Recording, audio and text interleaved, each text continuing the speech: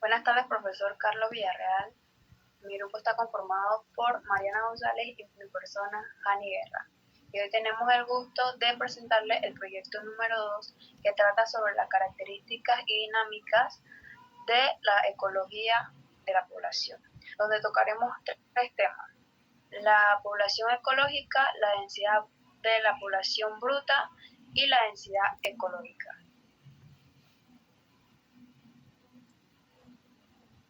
El primer tema que estaremos tocando es la población ecológica. En ecología, una población se compone de todos los organismos de una especie en particular que viven en un lugar o en un área determinada. En muchos casos, la mayoría de ecólogos no estudian a las personas en los pueblos y ciudades, sino diferentes tipos de poblaciones de plantas, animales, hongos, incluso de algunas bacterias. También el estudio estadístico de las poblaciones en los humanos o de cualquier otro tipo se le conoce como demografía, que estudia su estadística, su dimensión, estructura, evolución y sus características en general. Para conocer mejor a las poblaciones, también hay que estudiar el comportamiento de estas.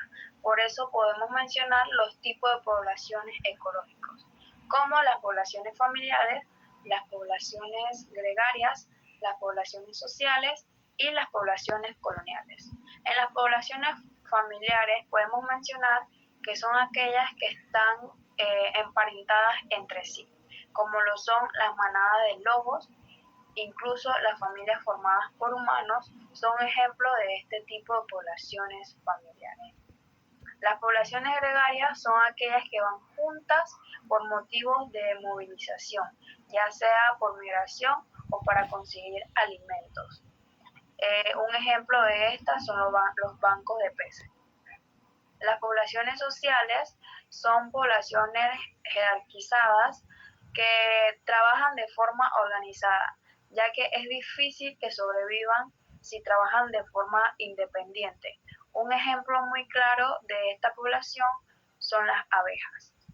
Las poblaciones coloniales están formadas por aquellos individuos que se reproducen por la reproducción asexual, es decir, que todos parten del mismo progenitor. Un ejemplo de estas son las algas, los corales, las bacterias, entre otros. Existen algunas características que identifican una población ecológica, como el tamaño, la densidad, los parámetros demográficos, la tasa de natalidad, la tasa de mortalidad, la tasa de migración, la tasa de inmigración, la tasa de crecimiento de población, el patrón de distribución y la estructura poblacional. En el tamaño podemos mencionar que hace referencia al número de individuos de la población. En la densidad hace referencia al número de individuos, pero de una especie que se ocupa de una superficie o volumen en un tiempo determinado. En los parámetros demográficos podemos mencionar la tasa de natalidad, la tasa de mortalidad, la tasa de inmigración y la tasa de inmigración, donde estos parámetros son los que en número de individuos de la población cambian a medida que pasa el tiempo. La tasa de natalidad son aquellos individuos que nacen por unidad de tiempo y la tasa de mortalidad son aquellos individuos que mueren por unidad de tiempo. En la tasa de migración podemos mencionar que los individuos de la misma especie provienen de otro hábitat y entran en otra población. Entonces, la tasa de emigración son aquellos individuos que salen de una población y entran a otra hábitat. Es todo lo contrario a la tasa de inmigración. La tasa de crecimiento poblacional, esta es solo el resultado del número de individuos que de cada momento, después de haber analizado cada uno de los parámetros demográficos. Para representar el crecimiento poblacional se usan modelos. El más sencillo y conocido es el modelo de crecimiento exponencial. Y también está el patrón de distribución que indica cómo los individuos de la población están dispuestos en territorios que ocupan, por ejemplo, se pueden encontrar agrupados de forma uniforme y aleatoria. Y la estructura poblacional, esta propiedad tiene en cuenta el sexo de individuos, su tamaño o su edad. Un ejemplo de inmigración es el pez león, ya que este ha inmigrado al Caribe y es un pez venenoso que no tiene depredador acá, entonces su caza es permitida.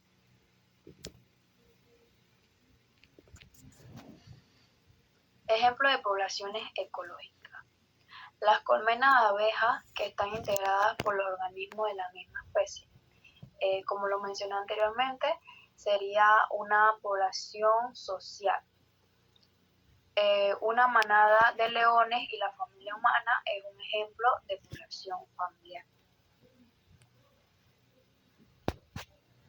Los volúmenes de espectro interactúan entre otros individuos, son un ejemplo de una población gregaria. Las colmenas hormigas, sin vivir separadas, son con diferentes funciones y roles, son un ejemplo de una población estable. Y los corales que se extienden su colonia sobre los lechos marinos, son un ejemplo de población colonial. Otros ejemplos de poblaciones están las poblaciones de lechos, las poblaciones de pinos, las poblaciones de robles. Y otro ejemplo es como en la ciudad de Nueva York y la ciudad de Las Vegas. Ahí hay diferentes tipos.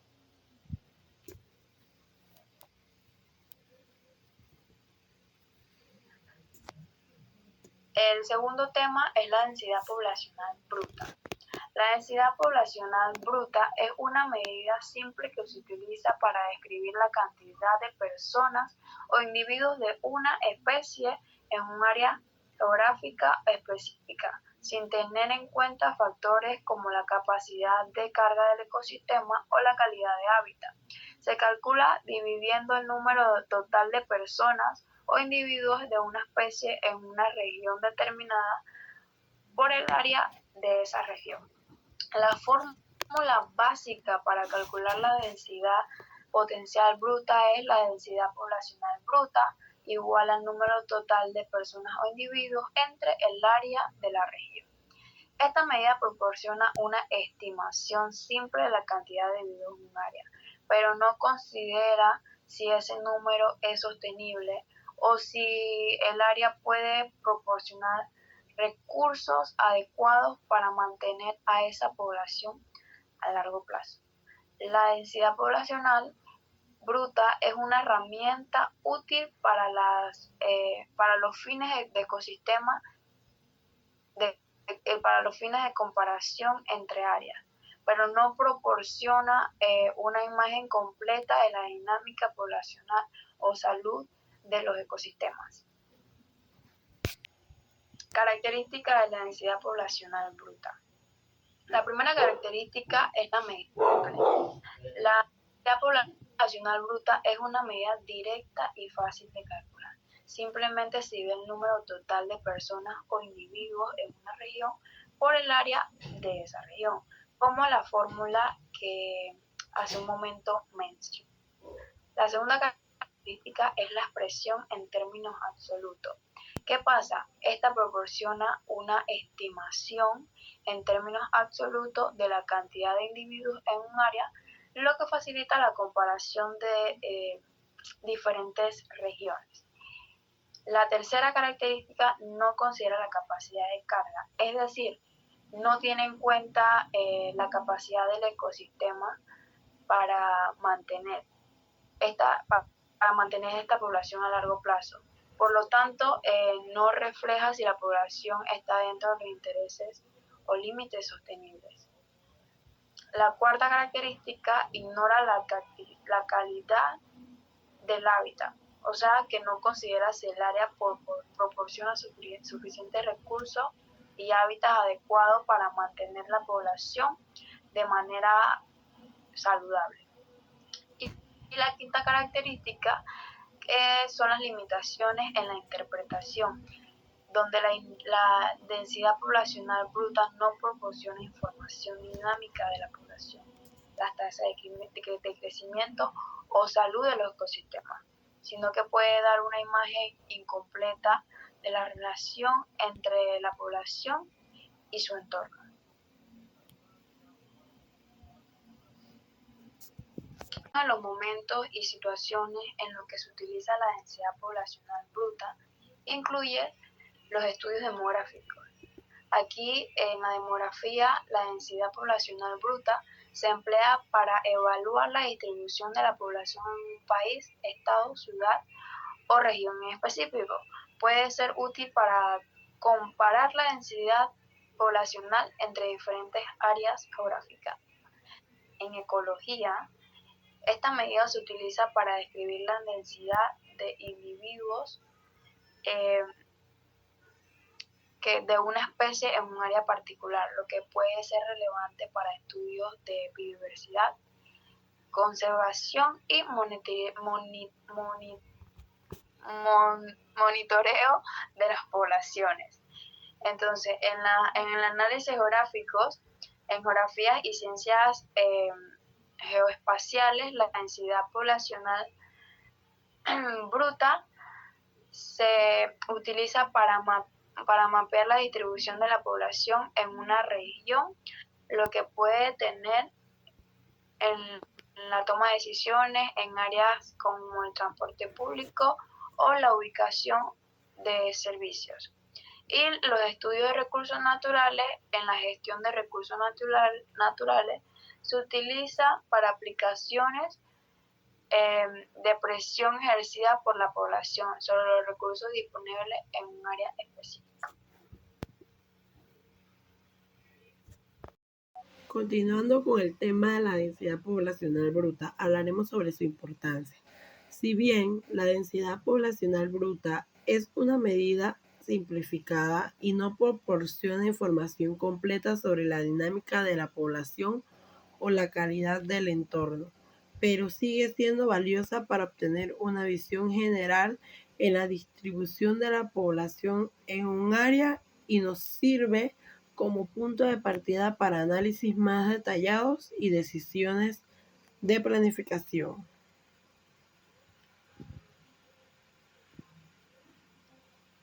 Densidad ecológica.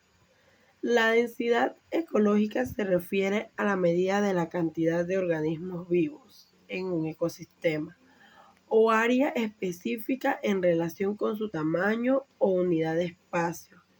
En otras palabras, es la concentración de vida, ya sean plantas, animales u otros organismos en una región determinada. Esta medida puede ser importante para comprender la salud y la capacidad de carga de un ecosistema. Una alta densidad ecológica puede indicar una abundancia de recursos disponibles o una población saludable en su entorno, mientras que una baja densidad puede ser indicador de un ecosistema estresado o con recursos limitados. La densidad ecológica se utiliza en la ecología, valga la redundancia, para estudiar y monitorear los ecosistemas y entender cómo las poblaciones de organismos interactúan y se relacionan con su entorno. Referente a la imagen que tenemos en el lado izquierdo, que habla sobre la densidad ecológica, la podemos resumir que es un número de organismos en el área de espacios aprovechable para vivir.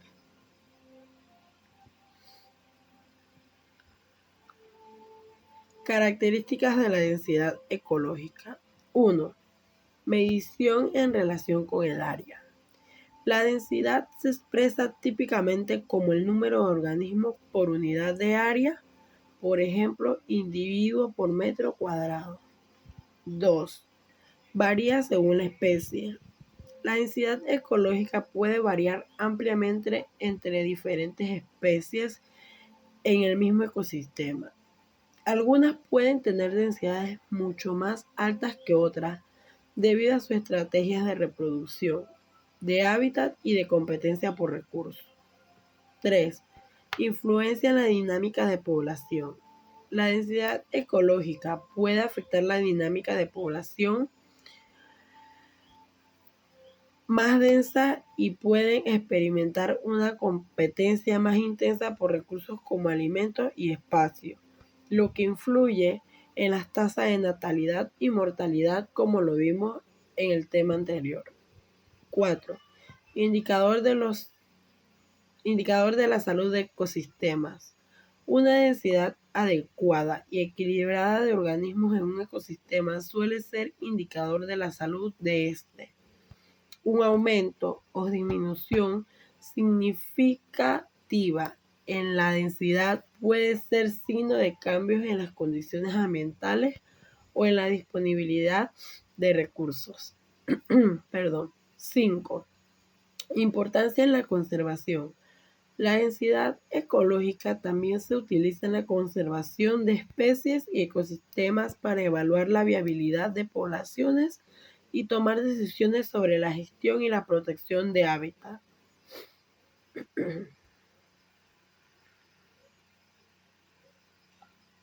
6.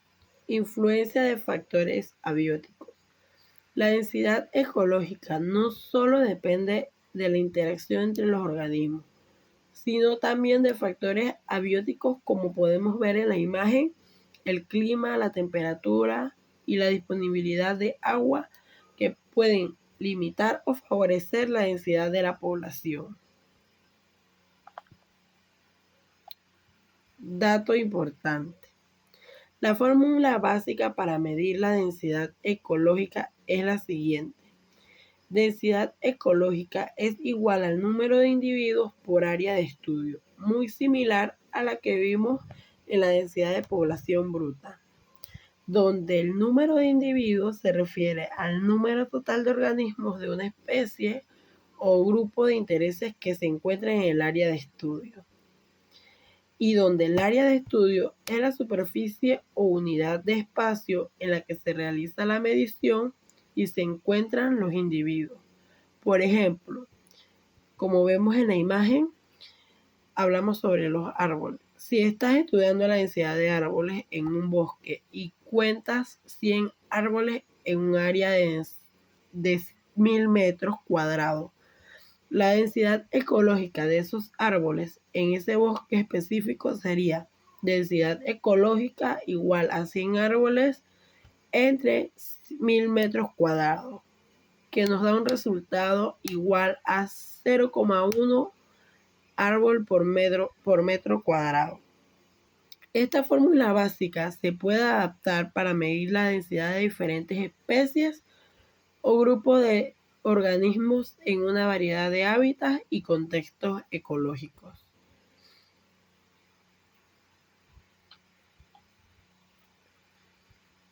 La densidad ecológica se utiliza en una variedad de contextos en la ecología y la biología para estudiar y entender las poblaciones de organismos y sus interacciones en diferentes ecosistemas.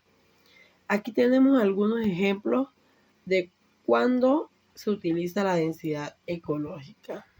1. La utilizan en los estudios de conservación. Ahí se usa para evaluar la viabilidad de poblaciones de especies en peligro de extinción y determinar si una población es lo suficientemente densa como para mantenerse a lo largo. Monitoreo de poblaciones. Los científicos pueden medir la densidad de poblaciones de animales o plantas para rastrear cambios en el tiempo. Esto es importante para comprender cómo las poblaciones responden a factores como la pérdida de hábitat o el cambio climático. 3. También lo utilizan en la gestión de recursos naturales. La utilizan en la gestión forestal, pesquera y agrícola para asegurarse de que los recursos se utilicen de manera sostenible. La densidad ecológica ayuda a determinar cuántos individuos pueden ser cosechados sin dañar irreparablemente la población. 4. Evaluación de impacto ambiental. Aquí se utiliza en proyectos de construcción o desarrollo para evaluar cómo afectarán a las poblaciones locales de especies. Puede ayudar a tomar decisiones informadas sobre la mitigación de impactos negativos.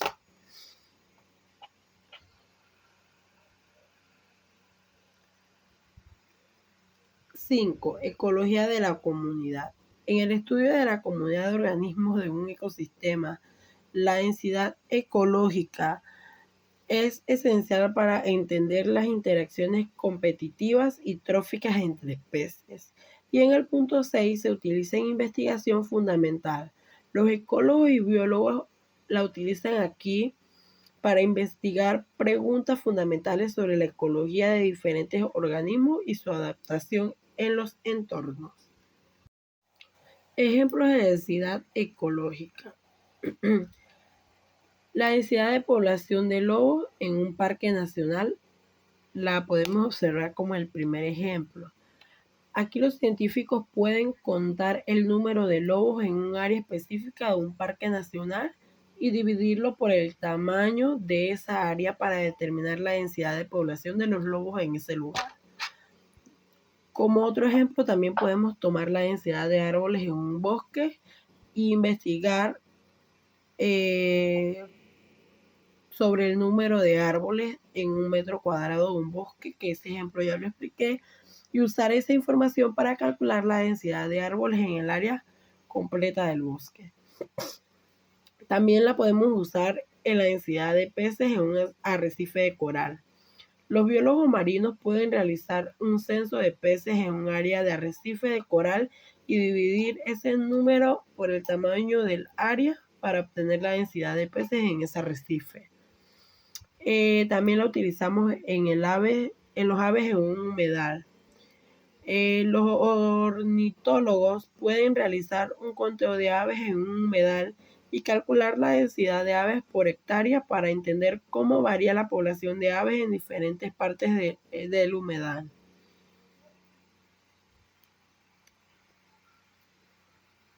Cinco.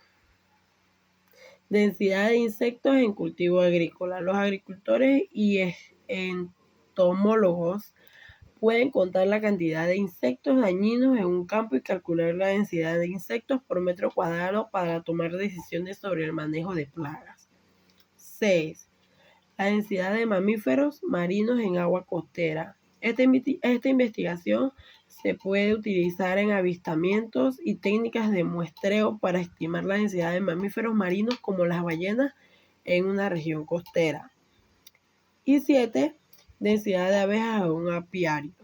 Los apicultores pueden contar el número de colmenas activas en su apiario y dividirlo por la superficie total del apiario para calcular la densidad de colmenas. Aquí podemos observar la imagen referente al punto 6 sobre la densidad de mamíferos marinos en agua costera. Vemos una diversidad. Siguiente, por favor. Conclusión. Los principales beneficios del conjunto de individuos de una misma especie en el área geográfica y en el tiempo son obtención de alimentos, facilidades para la caza, la asociación para protegerse de los depredadores y reproducción de los sexos en un grupo y cuidado y protección de cría. También sabemos y entendemos que la densidad ecológica es una herramienta esencial para entender y gestionar la biodiversidad de los recursos naturales y la salud de los ecosistemas. Esto nos facilitaría la toma de decisiones informadas en la conservación y gestión ambiental, así como las investigaciones científicas que se realizan y que nos ayuda a comprender mejor el mundo natural. Muchas gracias.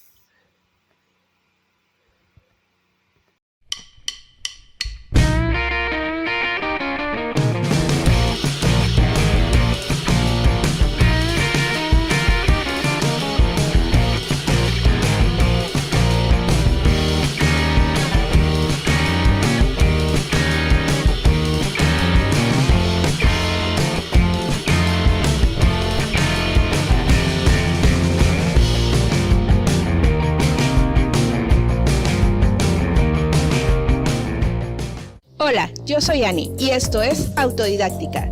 El día de hoy veremos el concepto de población y características o propiedades, Utilizado para definir a un grupo de individuos de cualquier tipo de especie en un espacio dado. Una población, como cualquier otro nivel de organización, tiene un número de propiedades y características, las cuales son las siguientes.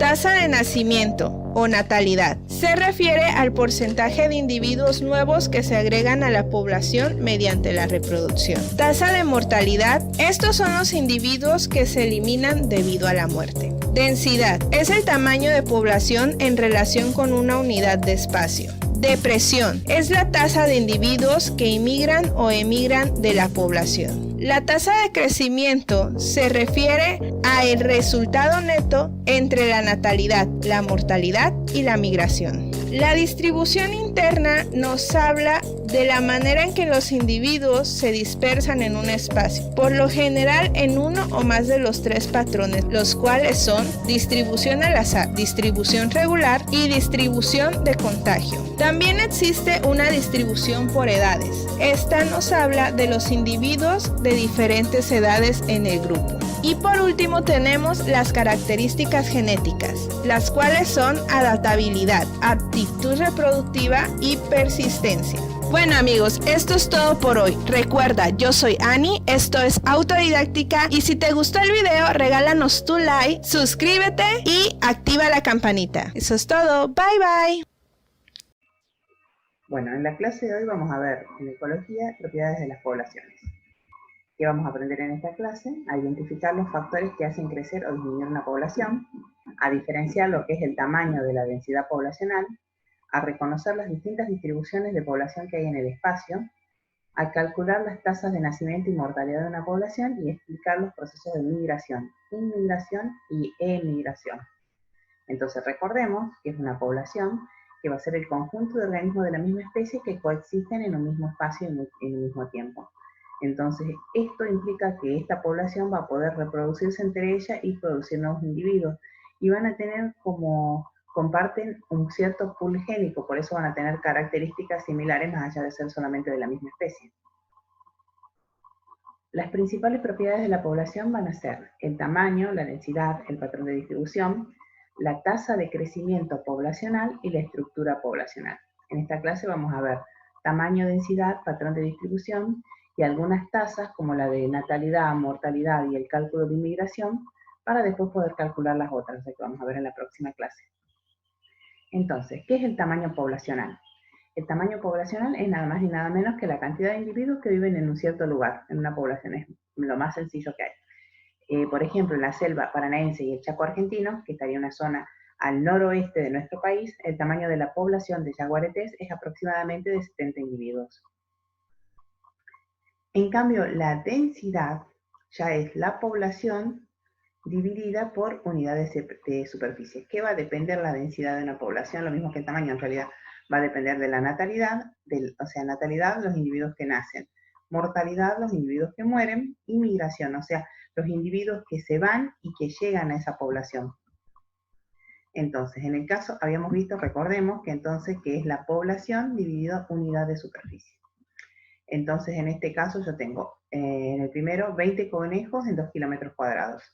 Y también tengo 30 conejos en 5 kilómetros cuadrados. Entonces, si uno le pregunta, ¿cuál es más densa? ¿Cuál de estas dos poblaciones es más densa? Entonces, yo tengo que hacer un cálculo.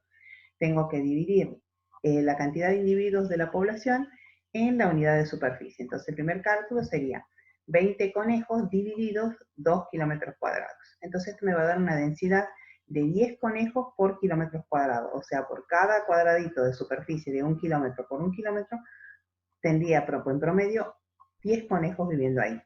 Entonces, cuando nosotros calculamos cuál es la densidad de horneros, sería la cantidad de horneros dividido en la superficie que me están dando. Entonces sería 30 horneros divididos 5 kilómetros cuadrados, me va a dar que tengo 6 horneros por kilómetros cuadrados. Entonces ahí cuando yo comparo, es una medida que me sirve mucho para comparar, se usa mucho en humanos, en cuáles ciudades son más densas, bueno, es este el cálculo, cantidad de habitantes por kilómetros cuadrados. Entonces, en este caso, ¿cuál de estas dos poblaciones es más densa? La población más densa es la de conejos, que tiene 10 conejos por kilómetros cuadrados. Entonces, ¿para qué hacemos estos cálculos del tamaño y la densidad? Porque esto me va a permitir hacer predicciones de cómo va a venir esa población en el futuro.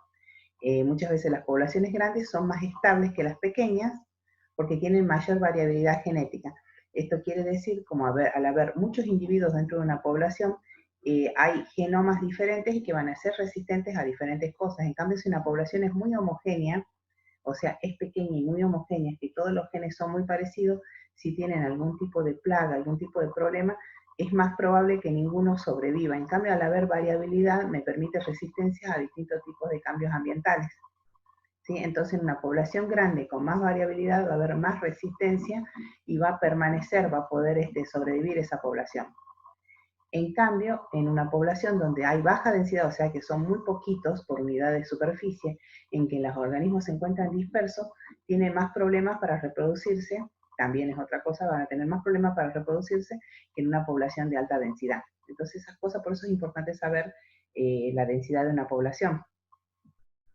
Bueno, luego, aparte de la densidad, de saber cuántos individuos hay por kilómetros cuadrados, o sea, sobre unidades de superficie, es importante saber cómo está distribuida esa población, o sea, cómo ocupa el espacio esas poblaciones. Entonces, te vamos a tener tres modelos: el modelo al azar o aleatorio, el modelo de dispersión uniforme y el modelo de dispersión agrupada. Ahora vamos a ver uno por uno. Bueno, ahí tenemos el modelo al azar o aleatorio, o sea, están distribuidos sin un patrón.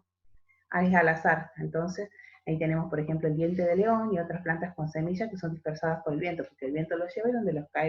Entonces va a haber algunos que estén más agrupadas, otras que estén más separadas, algunas con suerte van a llegar más lejos.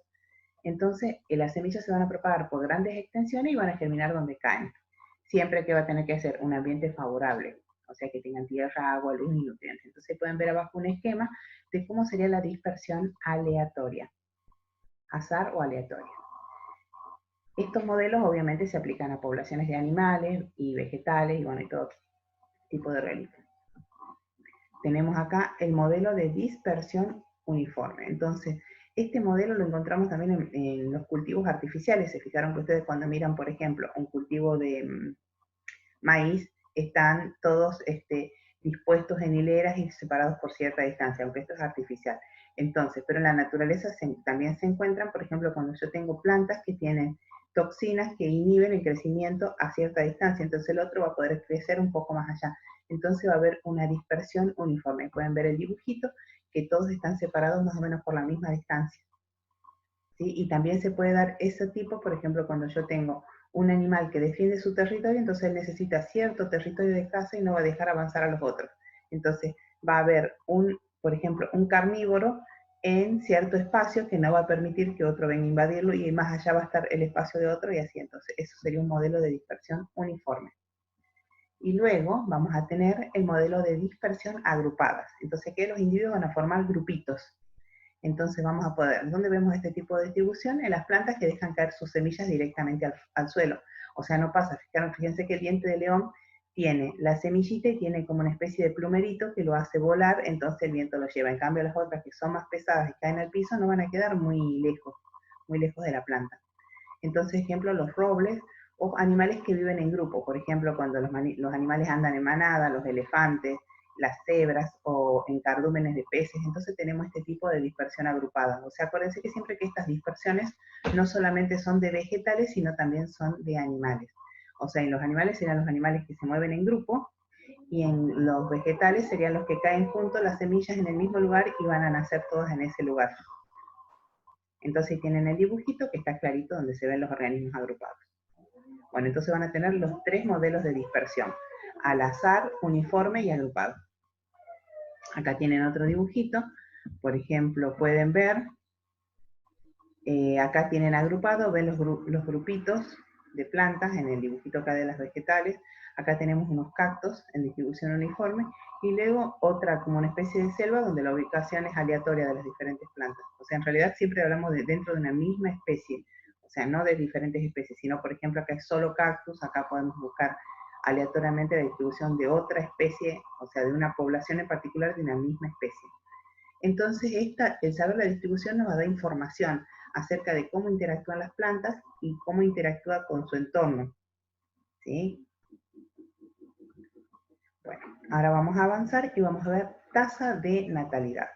En las poblaciones siempre nacen nuevos individuos y nosotros vamos a necesitar un número para poder estudiarlo, porque la ecología lo que necesita es tener modelos y usar números para poder saber cómo es en un momento, cómo es en este momento, por ejemplo, esa población y poder hacer predicciones como ya habíamos dicho. Entonces, ¿cómo se calcula la tasa de natalidad? Es los individuos que nacen por año multiplicado por 1000 dividido la población total.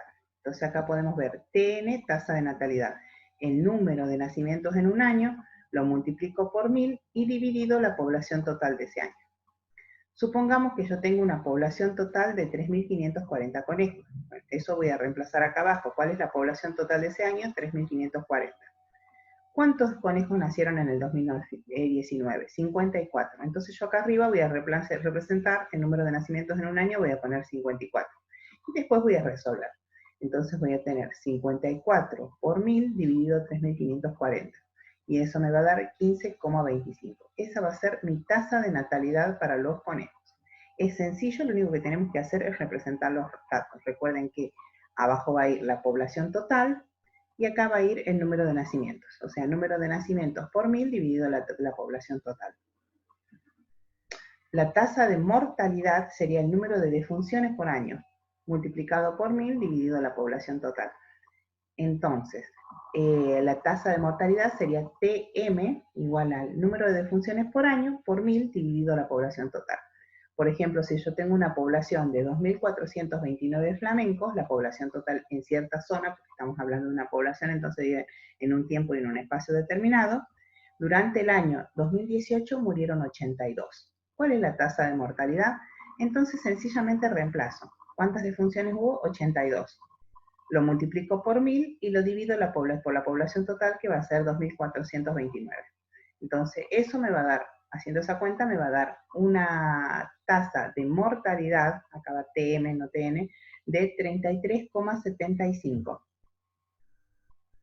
Muy bien. Y otra forma en que va a cambiar la población va a ser la migración.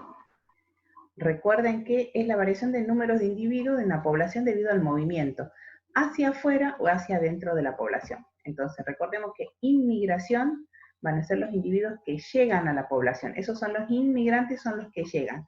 Y los emigrantes son los que se van de la población. Entonces, los inmigrantes van a sumar individuos y los emigrantes van a restar individuos. Entonces, ¿cómo saco yo la tasa de migración? Números de inmigrantes en un año, o sea, siempre medimos en el mismo año, o sea, la cantidad de individuos que llegó menos la cantidad de individuos que se fue por 1000 dividido la población de ese año. Bueno, acá no lo hicimos, en este no tenemos ejemplo, pero es sencillo, es los números de individuos que se agregaron menos los que se fueron de la población por 1000 dividido la población total. Recuerden, para hacer el cálculo, lo primero que tienen que resolver es esto, o sea, la resta. Primero resuelven la resta, o sea, como si la pusieran entre paréntesis, y después hacen la cuenta. Entonces ya vieron que así se resuelve la tasa de migración, el número de inmigrantes por año menos el número de inmigrantes por 1000 dividido la población total.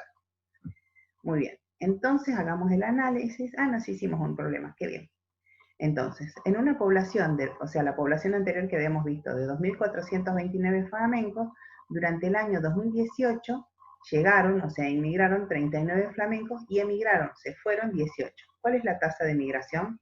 Entonces yo tendría que hacer la tasa de que llegaron, que fueron 39, los que se fueron 18, que se fueron a otro lugar, se fueron a vivir con otra población, hago esa resta. 39 menos 18, hago primero esa cuenta, después multiplico por 1000, y después la divido por 2429, lo cual me va a dar una tasa migratoria de 8,64. Estos números son importantes porque después nos van a servir para calcular las tasas de crecimiento que vamos a hacer en la próxima clase. Bueno, entonces acá vamos a ver una síntesis de lo que vimos ahora. Entonces, ¿por qué va a estar determinado el tamaño de la población? Van a aumentar el tamaño de la población, la natalidad, o sea, los individuos nuevos que nacen, y la inmigración, o sea, los individuos que llegan. ¿Y quiénes van a disminuir el tamaño de la población? Los individuos que se mueren, y por otro lado, los individuos que emigran. Entonces yo tengo que recordar que mi población va a ser aumentada por los individuos que nacen o por los que llegan a vivir con esta población, y se va a ver disminuida con los individuos que mueren, fallecen, y por los que se van, eso va a disminuir el tamaño de mi población. Bueno, esto sería todo, así que nos estamos viendo en la próxima clase, así que hasta pronto.